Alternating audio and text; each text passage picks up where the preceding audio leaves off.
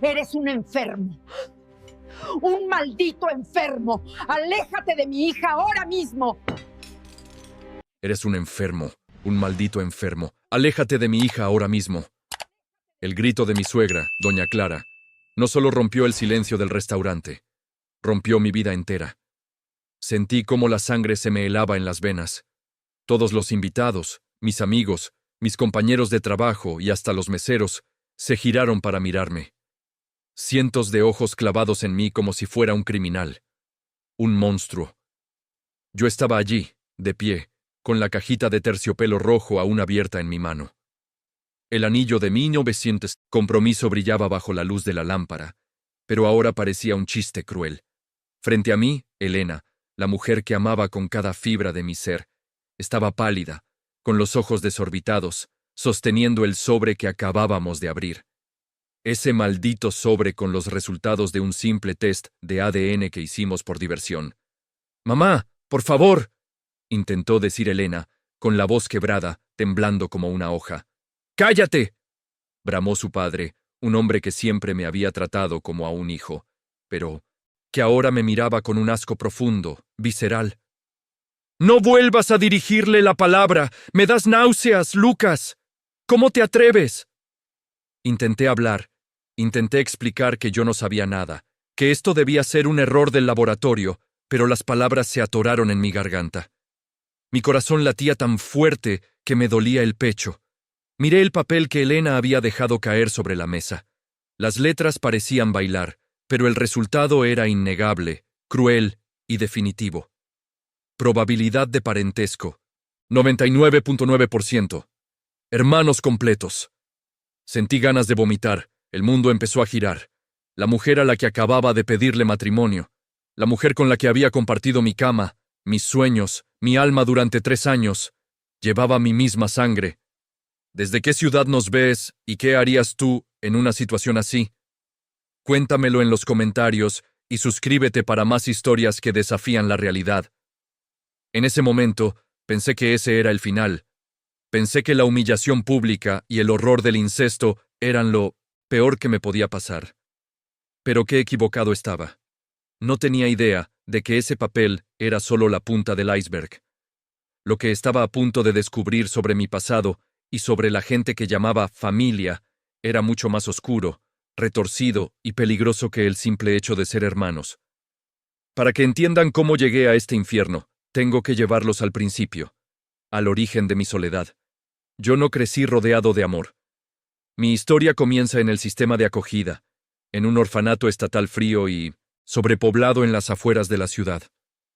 No conocí a mis padres.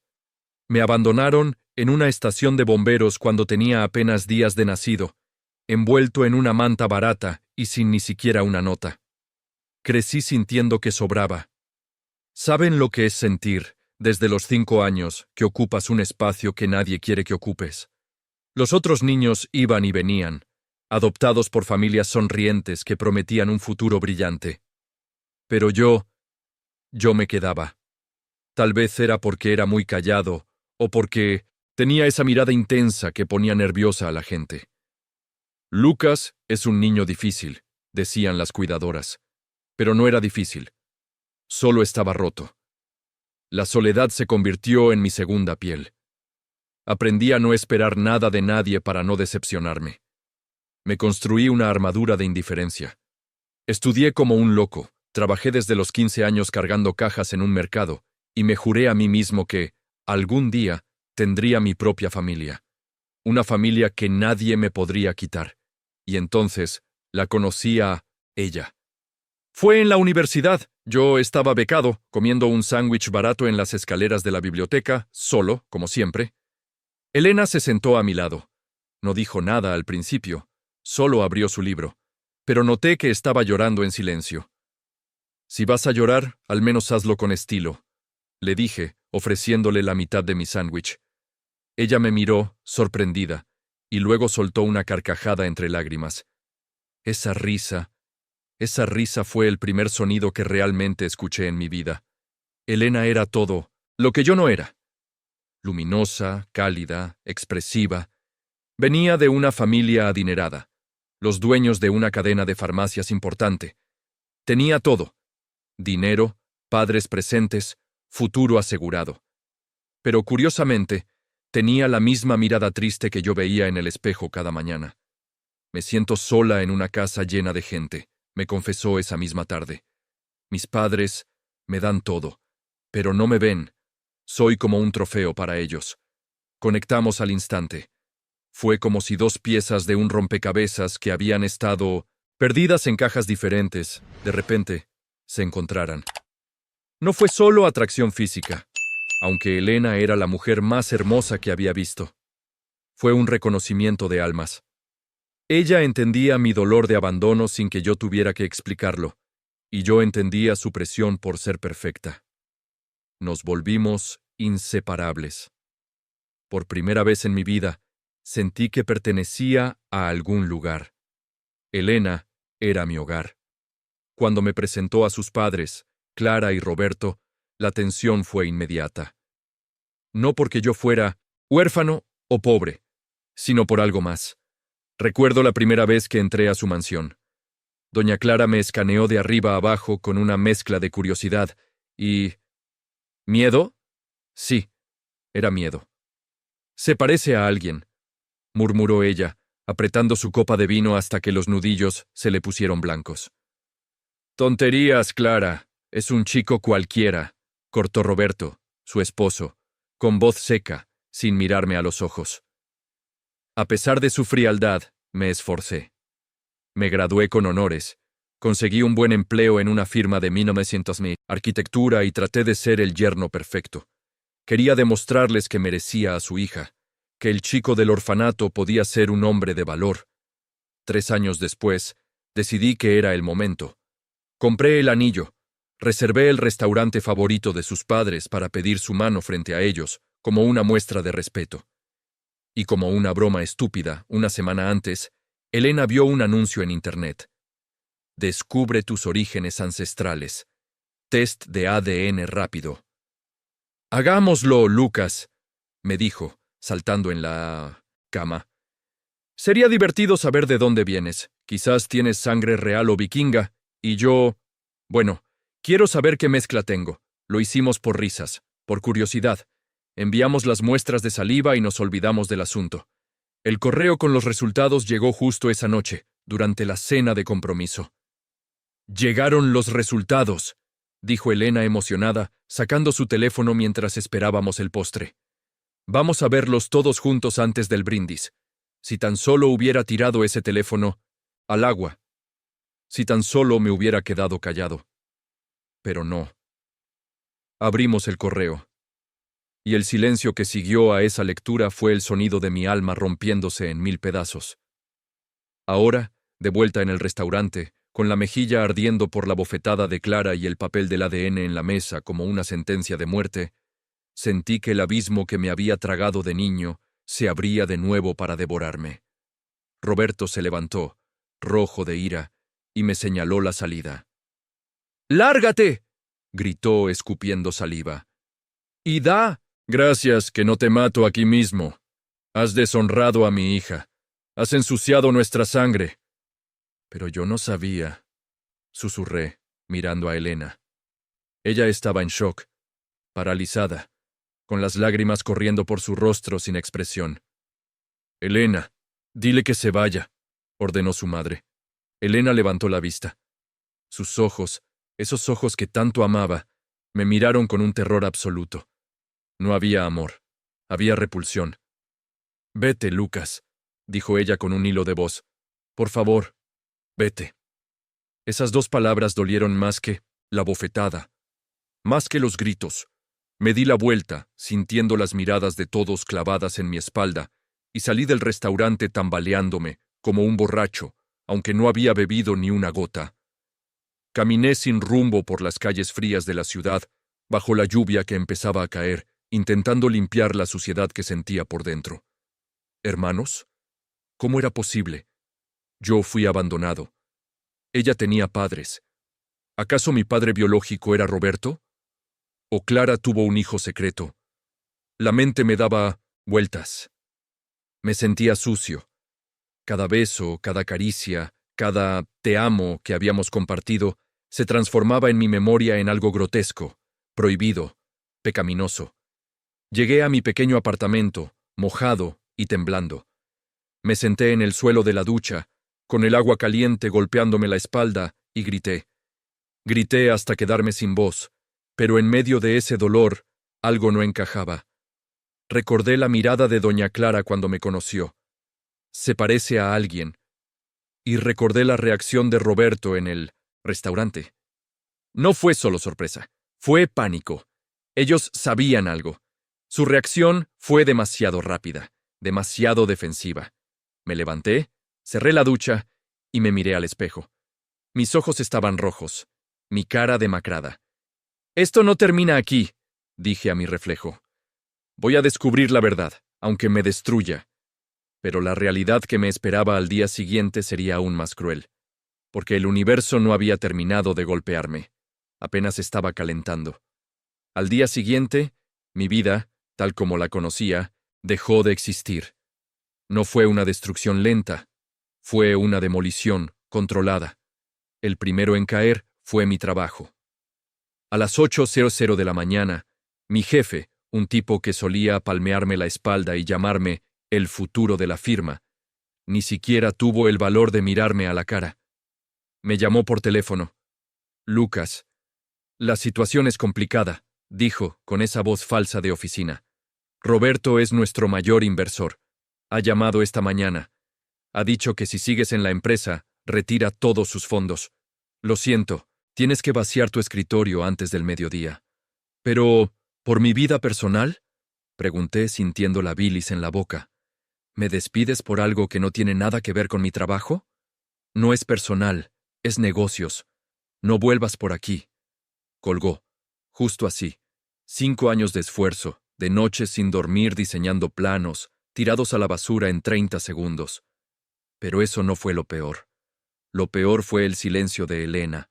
La llamé 40 veces, le mandé mensajes suplicando hablar, suplicando entender. Te amo, le escribí. Esto tiene que ser un error. A las 3 de la tarde recibí mi respuesta. No fue un mensaje de ella. Fue una caja de cartón dejada en la puerta de mi edificio por un mensajero anónimo. Dentro estaba mi cepillo de dientes, algunas camisetas que había dejado en su casa, y el libro que le presté el día que nos conocimos. Y encima de todo, una nota escrita a mano, pero no con su letra. Era la letra picuda y agresiva de su padre, Roberto. Si te vuelves a acercar a mi hija o a mi familia, te destruiré. Ya has hecho suficiente daño. Desaparece, bastardo. Me senté en el suelo de mi sala, abrazando esa caja como si fuera un salvavidas en medio del océano. Me sentía sucio. La sociedad me miraba como a un pervertido.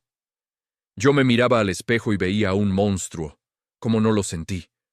¿Cómo no sentí que la sangre que corría por mis venas era la misma que la suya? Dicen que la sangre llama, pero ¿de esta forma tan retorcida? Pasé 3 días sin salir, sin comer, solo bebiendo agua del grifo y mirando la pared. La depresión es un animal pesado que se sienta en tu pecho y no te deja respirar. Empecé a pensar que Roberto tenía razón. Quizás debería desaparecer. Quizás el mundo estaría mejor sin un error del sistema como yo. Pero al 4.º día, cuando ya estaba tocando fondo, cuando estaba pensando seriamente en irme de la ciudad y cambiarme el nombre, algo sucedió. Un pequeño detalle que mi cerebro, nublado por el dolor, había pasado por alto. Volví a mirar la caja que me devolvieron. Saqué el libro. 100 años de soledad. Lo abrí, buscando algún rastro de ella, algún olor a su perfume. Y entonces, algo cayó de entre las páginas. No era una nota de amor, no era una foto.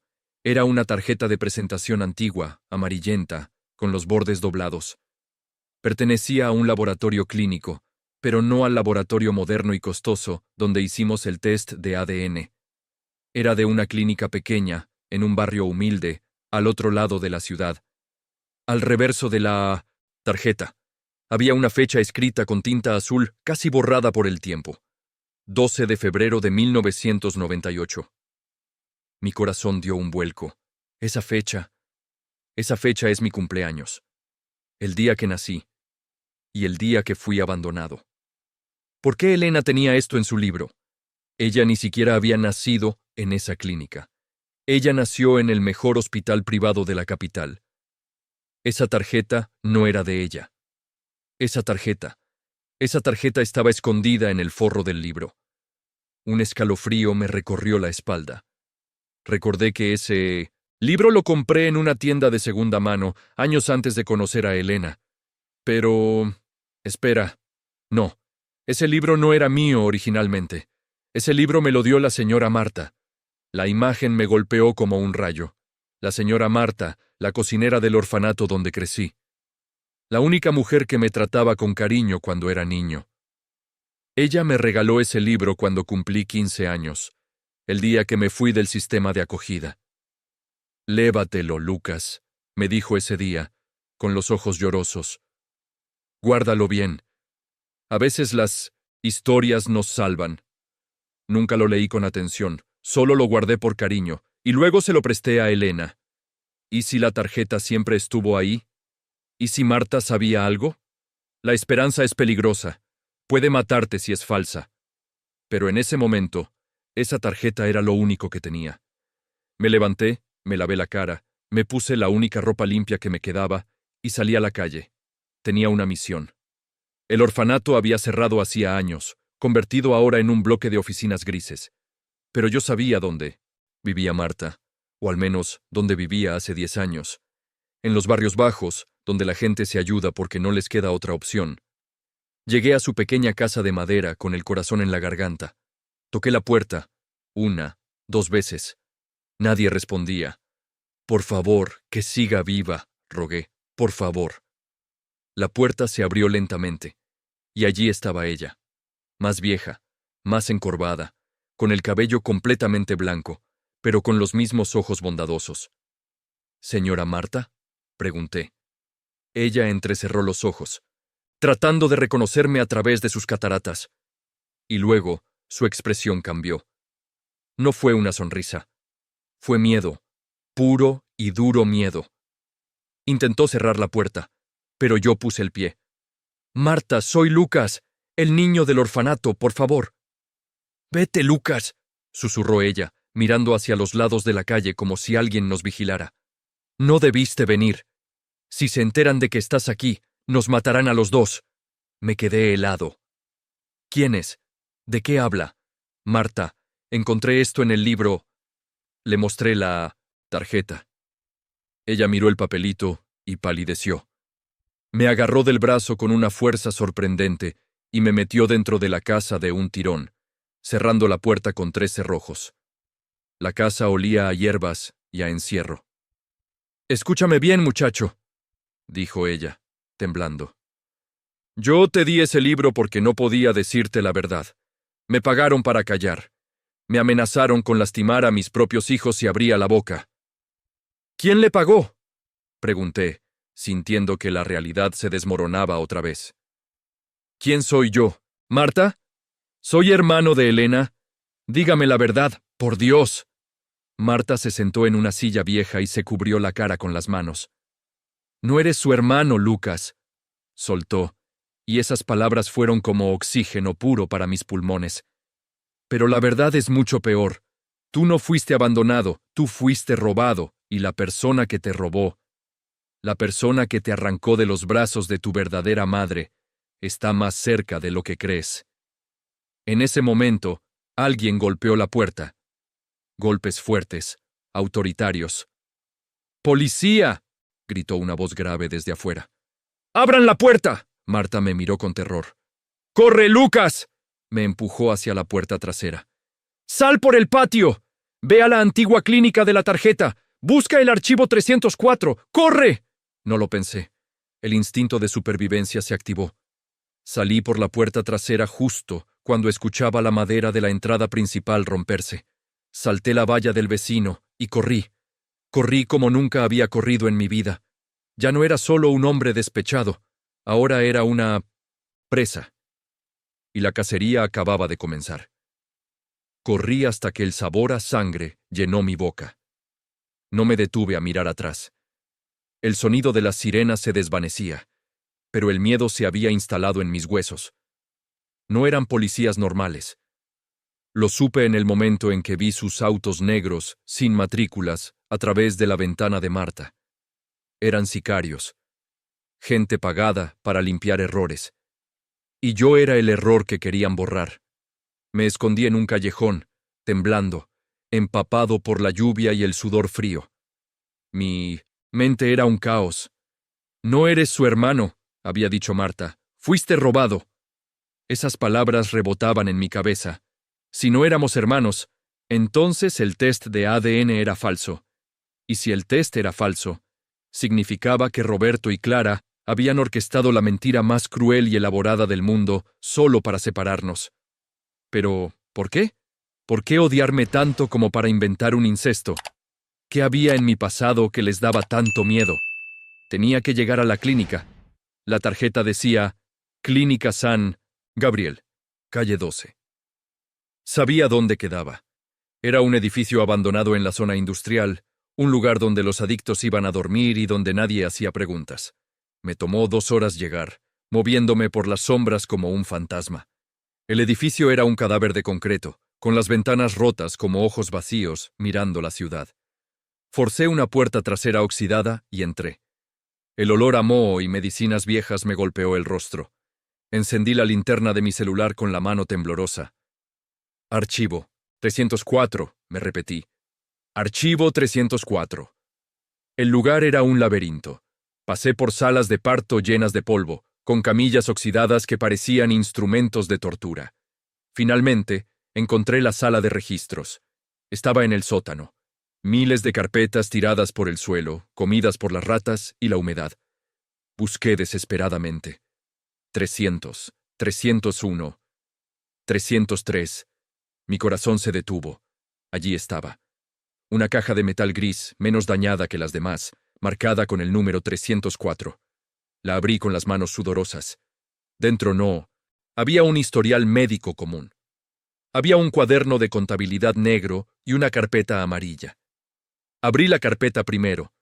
Había una foto de un bebé. Yo. Reconocí la mancha de nacimiento en mi hombro izquierdo. Pero el nombre en el acta de nacimiento no era Lucas. Decía, bebé varón, hijo de Sofía Valdés. Sofía Valdés. El nombre me sonaba, pero no sabía de dónde. Seguí leyendo. Estado de la madre. Fallecida por complicaciones postparto. Estado del niño, sano. Y abajo, en letras rojas, selladas. Disposición final, sistema de acogida. Pero lo que me heló la sangre fue el documento grapado detrás. Era un recibo de pago. Una suma exorbitante de dinero, pagada el 13 de febrero de 1998, un día después de mi nacimiento. El concepto decía, gastos de silencio y traslado. Y la firma al pie del documento. Esa firma la había visto 1000 veces en cheques y contratos. Era la firma de Roberto. Se me cayó el alma a los pies. Roberto no solo me odiaba ahora. Roberto había estado allí el día que nací. Él pagó para que me tiraran a la basura. Él pagó para que mi identidad desapareciera. ¿Pero por qué? ¿Quién era Sofía Valdés? Agarré el cuaderno negro. Era un diario de la enfermera jefe. Busqué la fecha. La letra era nerviosa, apresurada. 12 de febrero. El señor Roberto ha venido personalmente. La señora Sofía murió gritando que salvaran a su hijo. Él ni siquiera la miró. Se llevó los documentos de la herencia y ordenó que el niño desapareciera. Dice que si el niño vive, él lo pierde todo. Dios me perdone por lo que hice hoy. La herencia. Todo encajó como un golpe en el estómago. No era por amor a Elena. No era por protegerme. Era dinero. Siempre fue dinero. Roberto no era rico de cuna. Se casó con Clara, cuya familia tenía dinero. Pero Sofía, ¿quién era Sofía en esta ecuación? Saqué mi teléfono para tomar fotos de los documentos. Tenía la prueba. Tenía el arma para destruir a Roberto y recuperar a Elena. Mis manos temblaban de adrenalina. Iba a enviárselo todo a Elena ahora mismo. Desbloqueé la pantalla. Pero antes de que pudiera abrir la cámara, escuché el sonido inconfundible de un arma amartillándose detrás de mi cabeza. «Sabía que vendrías aquí, rata de alcantarilla», dijo una voz que conocía demasiado bien. Me giré lentamente. Roberto estaba allí, de pie en la entrada del archivo, impecable en su traje italiano, apuntándome con una pistola con silenciador. A su lado, dos hombres enormes, los mismos policías que habían ido a casa de Marta. «Roberto», dije, levantando las manos, con el celular aún encendido. «Tú me robaste, tú mataste a mi madre». Roberto soltó una risa seca, sin humor. «Tu madre era una ilusa. Se creía que por ser la hermana mayor de Clara y la heredera legítima de la fortuna familiar, tenía el mundo a sus pies. Pero era débil. Yo solo ayudé al destino. Mi cerebro estalló. ¿La hermana de Clara? Eso significaba que Sofía era la tía de Elena. «¡Soy primo de Elena!», grité, sintiendo una mezcla de alivio y horror. «¡No somos hermanos!». El test de ADN era mentira. «Por supuesto que era mentira», dijo Roberto, acercándose con paso tranquilo. «Pagué una fortuna a ese laboratorio para falsificar el resultado. Necesitaba separarlos. ¿Te imaginas el escándalo? El hijo bastardo de la hermana muerta, regresando de la basura para casarse con mi hija y reclamar la mitad de mi imperio. No, Lucas, eso no iba a pasar. Elena me ama», le escupí. «Cuando sepa esto, te odiará». Roberto negó con la cabeza, como quien le explica algo a un niño tonto.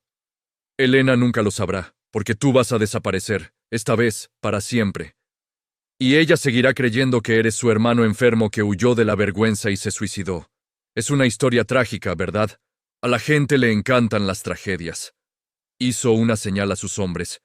«Quítenle el teléfono y quemen todo esto. Y a él, llévenlo al auto». Intenté correr. Intenté luchar. Le di un puñetazo a uno de los gorilas en la mandíbula, pero el otro me golpeó con la culata del arma, en las costillas. Sentí un crujido asqueroso y el aire se escapó de mis pulmones. Caí al suelo, tosiendo sangre. El dolor era cegador. Sentí una bota pesada aplastando mi mano, la mano con la que sostenía el teléfono. Grité mientras escuchaba el crujido de mis dedos y de la pantalla rompiéndose. «Adiós, Lucas», dijo Roberto, mirando cómo sus hombres rociaban gasolina sobre los archivos. «Fuiste un problema hace 25 años, y eres un problema hoy. Pero todo problema tiene solución. Lo último que vi antes de que una bolsa negra cubriera mi cabeza fue el fuego empezando a devorar la única prueba de mi existencia». Me arrastraron hacia la oscuridad, golpeado, roto y solo.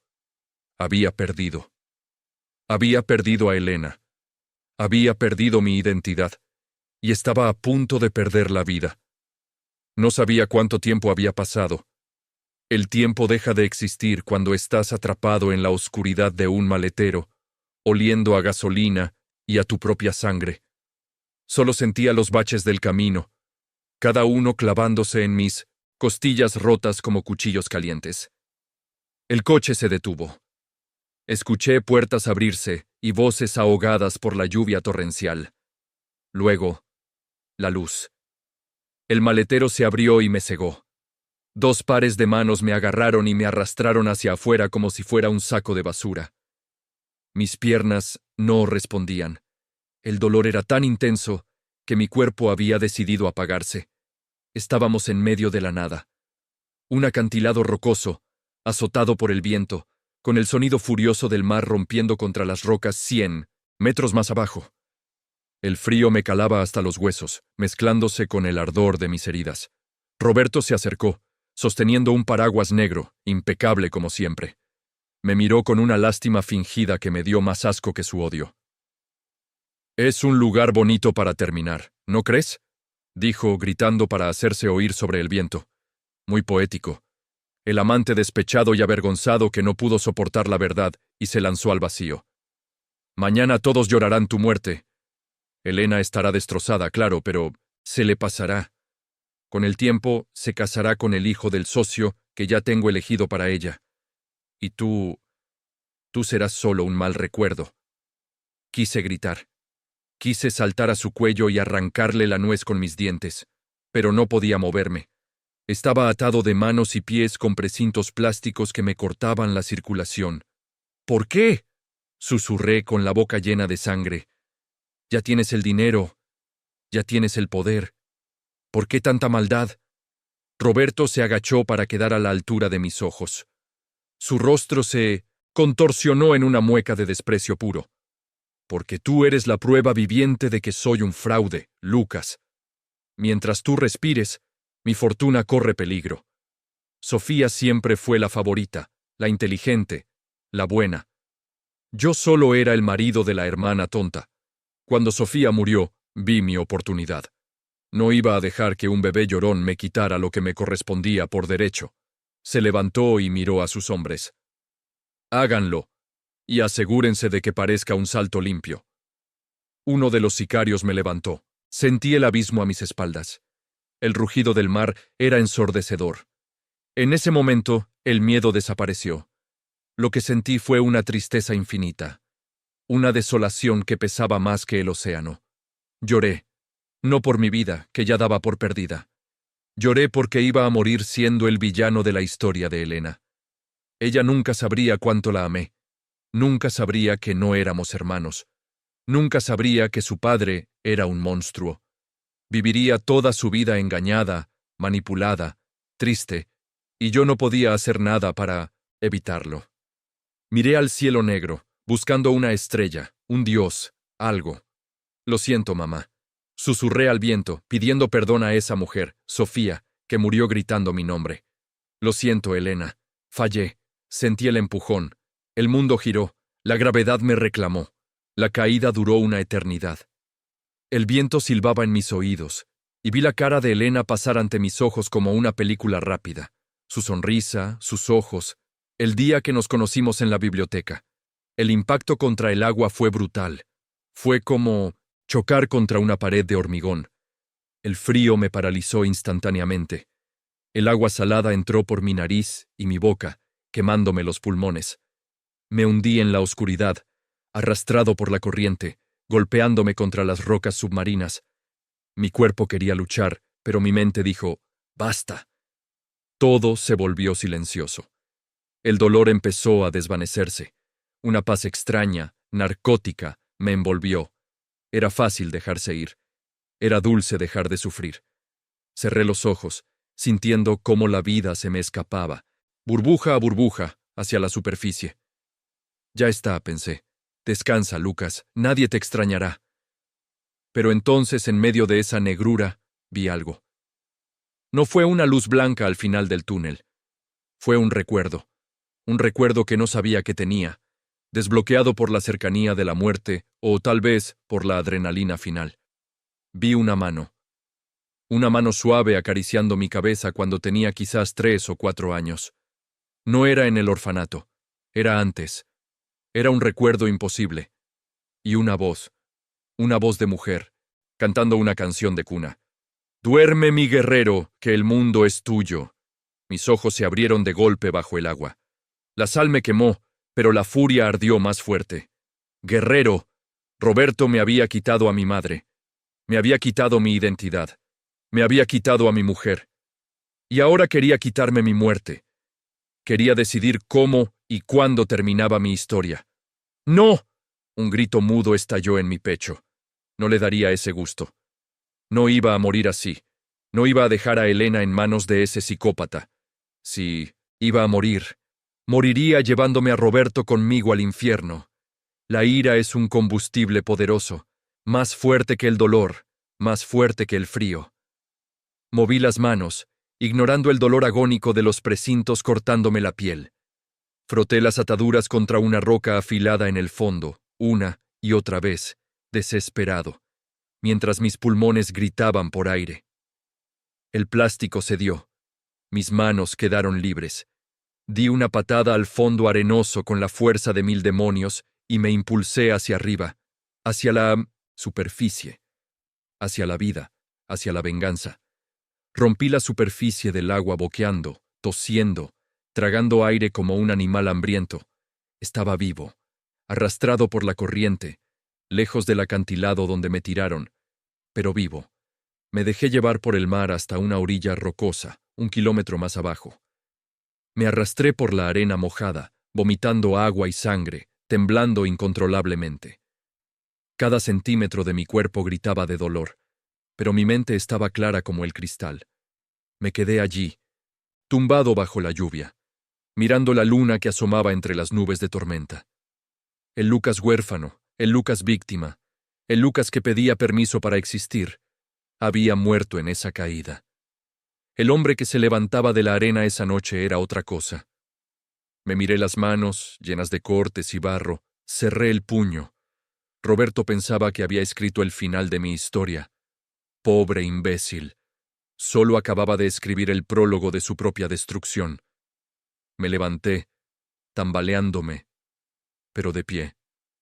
No tenía dinero, no tenía teléfono, no tenía identidad. Tenía 3 costillas rotas y la cara desfigurada por los golpes. Pero tenía algo que Roberto no tenía: la verdad. Y no tenía nada que perder.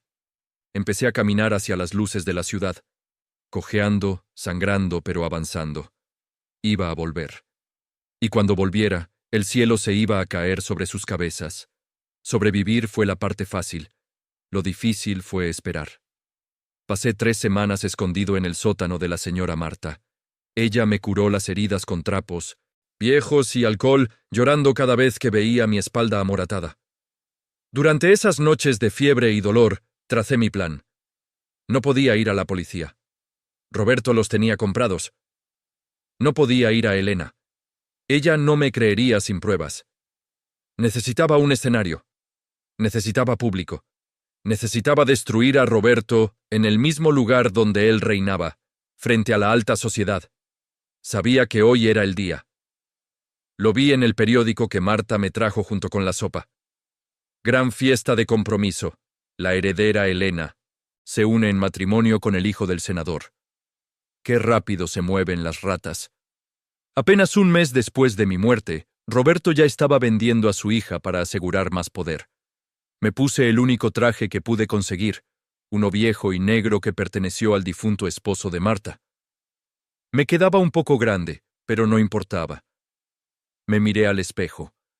La cicatriz en mi pómulo todavía estaba roja, y mi mirada ya no tenía nada de ese brillo inocente de antes. Parecía un espectro, un ángel vengador. ¿Estás listo, hijo?, preguntó Marta, sosteniendo una carpeta vieja contra su pecho. No soy su hijo, Marta, le corregí suavemente, pero estoy listo para recuperar lo que es mío. Llegamos a la mansión de Roberto en un taxi. La entrada estaba llena de autos de lujo, seguridad privada y periodistas. Nadie se fijó en el taxi destartalado que paró en la esquina. Nos colamos por la entrada de servicio. Marta conocía cada rincón de esa casa. Había trabajado allí antes de que Roberto la despidiera para encubrir sus crímenes. Caminamos por los pasillos oscuros mientras escuchábamos la música clásica y las risas falsas en el salón principal. Mi corazón latía lento, pesado, como un tambor de guerra. Llegamos a las puertas dobles del gran salón. Escuché la voz de Roberto en el micrófono.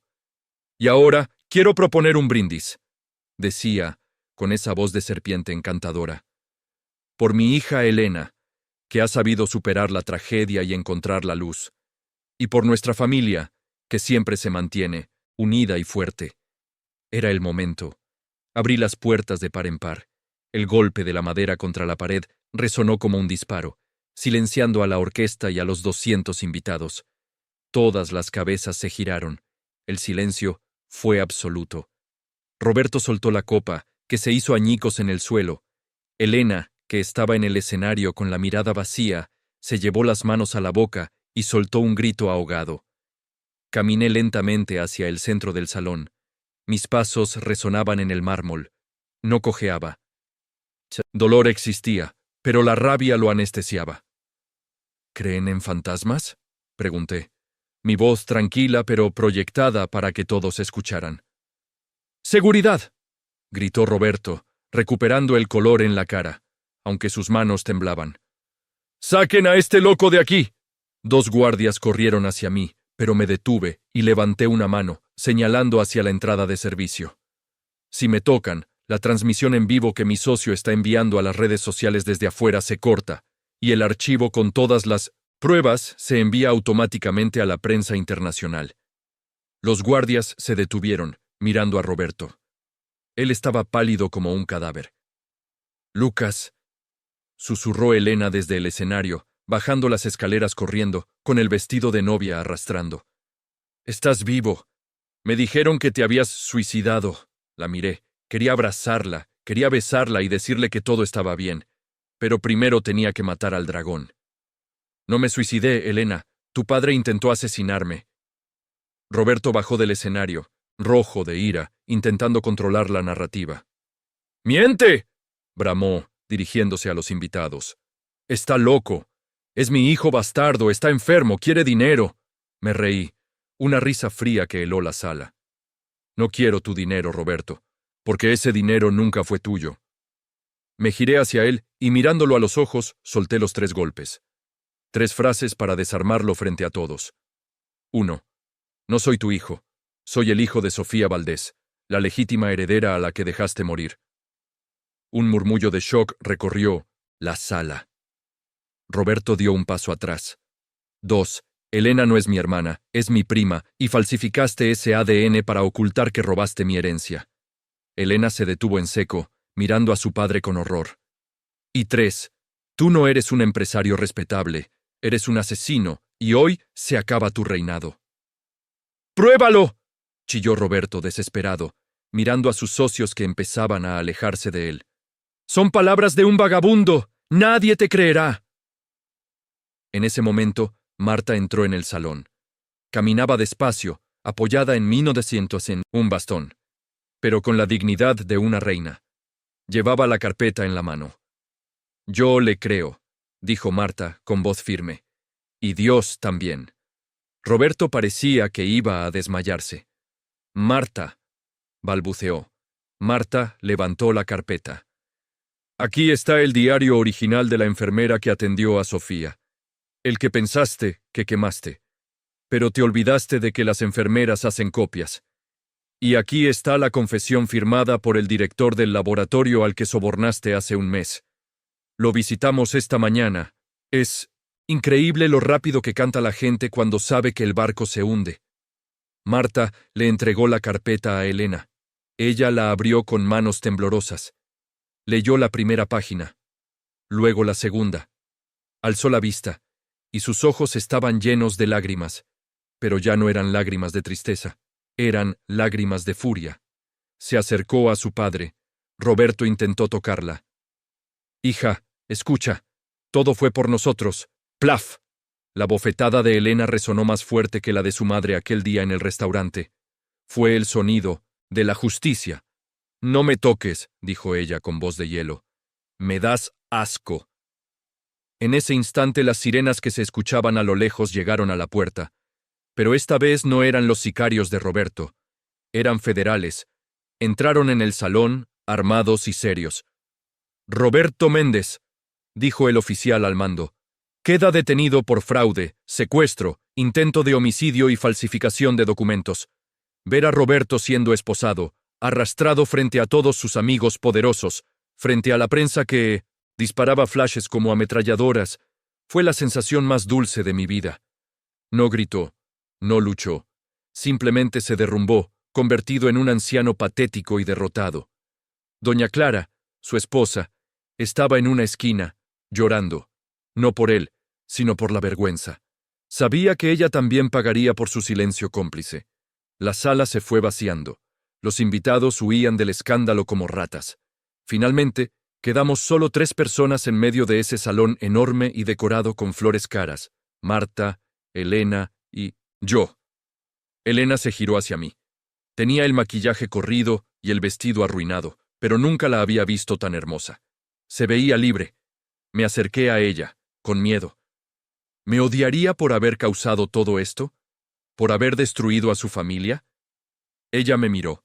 Recorrió con sus dedos la cicatriz en mi cara y luego, sin decir una palabra, se lanzó a mis brazos.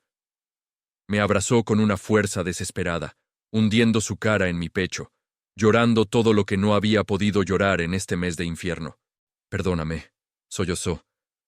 Perdóname por no creerte, perdóname por dejarte ir.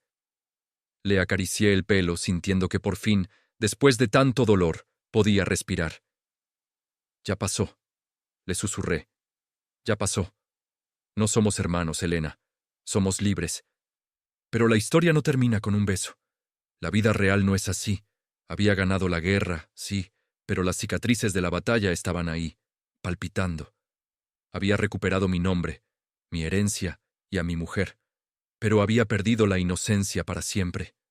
Miré a Marta, que nos sonreía cansada desde una silla. Le guiñé un ojo. Ella me devolvió el gesto. Lo habíamos logrado. El niño huérfano y la cocinera habían derribado al gigante. Sin embargo, quedaba una última cosa por hacer. Una última visita para cerrar el círculo y encontrar la paz que me habían robado al nacer. Han pasado 6 meses desde esa noche en la mansión. 6 meses desde que el castillo de naipes de Roberto se derrumbó. Hoy, el cielo es de un azul intenso, limpio, como si el universo hubiera decidido perdonarnos. Estoy de pie frente a una lápida de mármol blanco, sencilla, pero hermosa. No hay maleza alrededor, solo flores frescas que Elena y yo traemos cada semana. En la piedra se lee, Sofía Valdés, madre, hermana, víctima. Tu verdad finalmente vio la luz. Acarició el nombre de mi madre con la yema de los dedos. No llegué a conocerla. No recuerdo su voz ni su olor, pero ahora sé que me amó hasta su último aliento. Sé que peleó por mí. Y saber eso ha llenado el agujero negro que llevé en el pecho durante 25 años. Ya no soy el niño que sobraba. Soy el hijo de Sofía. La justicia humana a veces tarda, pero llega. Roberto fue condenado a 30 años de prisión sin posibilidad de fianza. Sus abogados intentaron alegar demencia, pero las pruebas de Marta y los testimonios de los médicos sobornados fueron contundentes. Hoy, el gran empresario que cenaba en los mejores restaurantes come en una bandeja de metal, solo, olvidado por todos aquellos a los que intentó impresionar. Doña Clara perdió la mansión y la fortuna, embargadas para pagarme la restitución de mi herencia. Vive en un apartamento pequeño en las afueras. Elena la visita a veces, por lástima más que por amor, pero la relación está rota. El silencio cómplice también es un crimen, y ella lo sabe. ¿Y qué pasó con el dinero? Esa maldita herencia por la que Roberto destruyó tantas vidas. Mucha gente me dijo que me comprara un auto deportivo, que viajara por el mundo, que viviera la vida loca, para compensar mi infancia de pobreza. Pero el dinero no cura el alma, el propósito, sí. Elena y yo usamos la mayor parte de la fortuna para comprar el antiguo edificio del orfanato donde crecí. Lo remodelamos por completo. Ya no es un lugar gris y frío donde los niños se sienten estorbos. Ahora es el Centro Sofía. Tiene paredes de colores, camas suaves, una biblioteca gigante llena de libros de aventuras y, lo más importante, personal que realmente ama lo que hace. Y en la cocina, dando órdenes y preparando los mejores guisos de la ciudad, está la señora Marta. Ella es la abuela oficial de 50 niños que, como yo, necesitaban saber que alguien los ve. Ella nunca más tendrá que tener miedo. Miro a Elena. Está sentada en un banco cercano, leyendo un libro, con la luz del sol jugando en su cabello. Levanta la vista y me sonríe. Esa sonrisa es mi paz. Nos costó mucho llegar aquí. Tuvimos que atravesar el infierno, desenterrar muertos y enfrentar verdades que hubieran roto a cualquiera. Pero aquí estamos. No somos la pareja perfecta de Instagram. Tenemos pesadillas a veces, tenemos cicatrices, pero somos reales y nos elegimos cada día, no porque el destino lo diga, ni por un contrato social, sino porque nos conocemos en nuestras peores versiones, y aún así nos amamos. Esta historia me enseñó una lección brutal que quiero que te lleves hoy. Nos venden la idea de que la sangre es lo más importante, que la familia es sagrada solo por compartir un apellido o un código genético.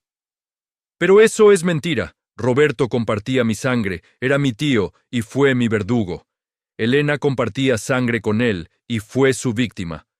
La verdadera familia no es la que llevas en las venas, es la que llevas en el corazón. Familia es quien te cuida cuando estás enfermo, quien te dice la verdad aunque duela, quien te esconde en su sótano para salvarte la vida. Familia es lealtad. El test de ADN que hicimos por diversión ese día no reveló quién era mi familia, solo reveló quiénes eran mis parientes. Mi familia la construí yo, pedazo a pedazo, con la gente que se quedó cuando el barco se hundía. Me acerco a Elena y le tiendo la mano. ¿Nos vamos?, le pregunto. Ella cierra el libro, toma mi mano y se levanta. Vámonos a casa, Lucas. Caminamos juntos hacia la salida del cementerio, dejando a los muertos descansar en paz y yendo a vivir la vida que nos ganamos. Dejamos atrás el dolor, el rencor y el miedo. Porque al final, la verdad no solo duele, la verdad libera. Y nosotros, por fin, somos libres. Si esta historia te hizo sentir la injusticia, la rabia y finalmente la liberación de Lucas, por favor, suscríbete al canal. Es solo un clic para ti, pero para nosotros es la señal de que vale la pena seguir contando estas historias. Déjame un comentario diciendo, la verdad libera. Quiero saber quiénes llegaron hasta el final. Nos vemos en la próxima historia.